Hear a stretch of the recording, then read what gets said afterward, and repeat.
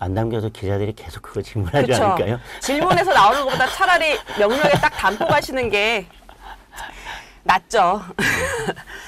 그 한동훈 전 위원장이 당대표가 되면 당정 관계를 어떻게 이끌고 갈 건지 또 상당한 관심이에요.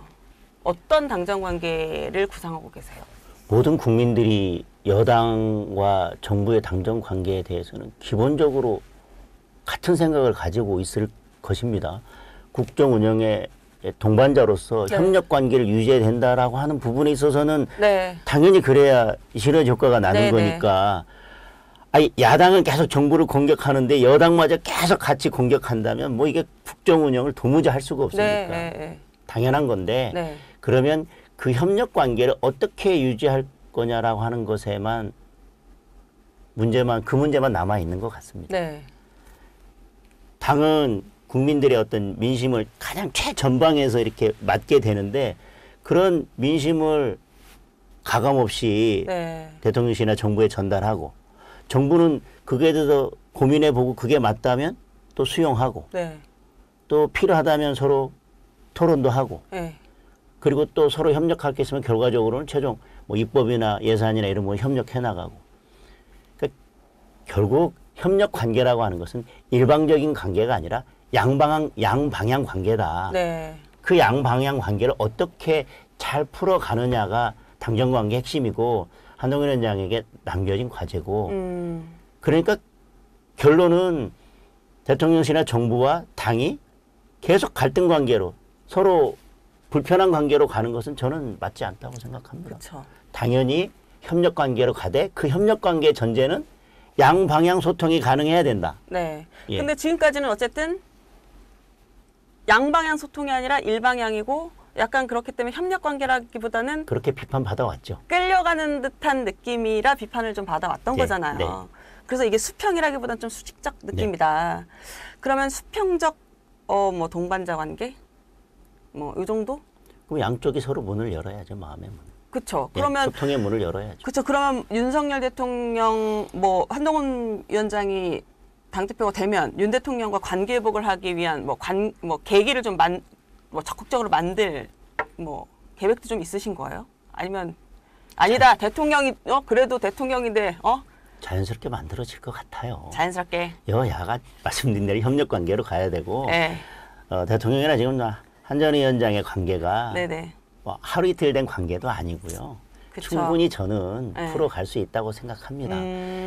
지금 이렇게 겉으로 보기에 뭔가 좀 갈등 상황 아니냐고 하는 이 외형적으로 나타나는 인간적인 관계는 저는 당연히 풀릴 거고 풀어야 그래요? 된다고 생각합니다. 그런데 그러고 나서 다시 그 다음에 이제 일로 돌아가서 네. 업무로 돌아가서 어떻게 양방향으로 소통할지에 대한 그 문제는 뭐 두 분이 잘 풀어가셔야죠. 그 한 위원장이 그 용산과 기싸움하지 않겠다 이렇게 말씀하셨었잖아요. 기싸움? 예. 그거는 어떤 의미로 해서 그래야 돼요? 당무 개입하지 말아요? 아니면 화해 제스처예요? 아니면 그냥 원론적 얘기인 거예요? 원론적 얘기 아니겠습니까? 서로 협력 관계고 양방향 소통을 하고 어떤 의사결정에 있어서 네. 누구 말이 맞냐 누구 말이 틀리냐 이게 아니라 어떤 문제가 있을 때 그것을 해결하는 기본 원칙은 민심입니다. 국민의 네. 눈높이입니다. 어떤 것이 국민들이 원하는 것이고 어떤 것이 민심인지에 대해서 우리는 가감없이 전달하고 그리고 그거에 대해서 대통령실도 또 정부도 우리가 필요하면 설득을 하고 네. 그렇게 해서 정말 우리가 봤을 때 이게 민심이 맞다고 하면 우리가 어떤 때는 정책에 있어서 이슈나 이걸 또 적극적으로 끌고 가기도 하고 정부도 설득하고 그렇게 했어야 되는데 왜 그동안 하지 못했었냐라고 하는 비판이 있는 거고 네. 저는 그 관계는 잘 만들어 갈 수 있다고 생각합니다. 기싸움 하지 않겠다라고 하는 것은 국민의 눈높이, 국민의 마음은 나 몰라라 하고 서로 이 기싸움이라고 하는 것은 이 내용과 상관없이 그 안에 이런 게 있는 건가요? 불필요한 기싸움 하지 않겠다. 그렇습니다. 불필요한 국민의 눈높이와 민심과는 동떨어진 기싸움을 하지 않겠다. 한동훈 위원장이 잘 얘기하는 국민만 바라보고 가겠다. 그렇게 이해를. 그 한 위원장이 사실은 윤석열 대통령과 사실은 되게 각별한 관계였는데 이 사이가 이제 좀 틀어지게 된 계기 중에 하나가 저희가 알기로는 모르죠. 더 속 얘기는 저희는 모를 수도 있는데. 저도 모를 수도 있죠. 저희보단 많이 아실 거예요. 근데 어쨌든 저희가 알고 있는 걸로는 그 김건희 여사 명품백 그 수수 관련해서 국민이 걱정할 부분이 있다. 그래서 좀 어쨌든 입장을 좀 표명해야 된다라는 이제 얘기를 좀 대통령실에 얘기한 그것도 하나의 원인이라고 총선 때 저희는 알고 있어요. 근데 권익위에서 이거 관련해서 위반 없다라고 결론을 내렸잖아요. 한동훈 위원장이랑 관련해서 혹시 관련 얘기를 좀 나눠보신 게 있으신가요?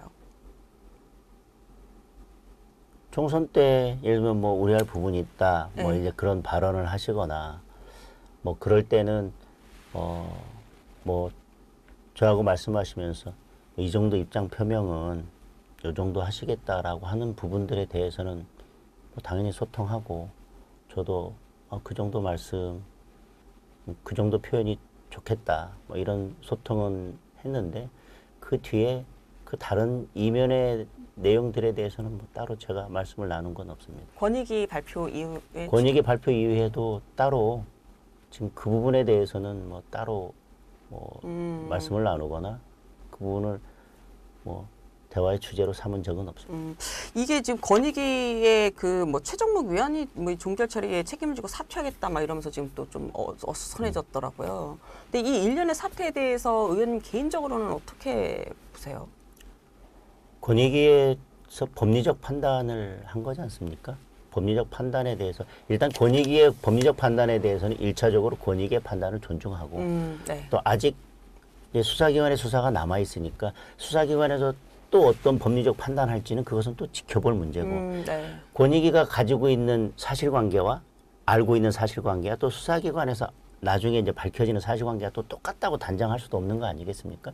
원론적으로만 말씀드리면 권익위의 판단은 권익위의 판단이고 권익위가 또 판단할 수 있는 부분이 있고 또 수사기관이 판단해야 될 영역들이 아직은 남아있고 그러니까 저는 뭐 지켜봐야 될 문제다. 지금 여기에서 뭐 마치 모든 것이 끝난 것처럼 뭐 비판하거나 그럴 문제는 아니다. 뭐 어떤 식으로든 여지껏 뭐 권익이나 이런 판단이 나올 때마다 양쪽 입장이 달라져서 계속 비판해 왔던 것들은 뭐 여러 차례 있었는데 이번에도 뭐 그거에 대해서 뭐 다른 입장은 있을 수 있는데 법리적 판단은 법리적 판단대로 받아들이고 또 수사기관의 수사는 또 여전히 지켜보면 된다. 예, 그렇게 생각합니다.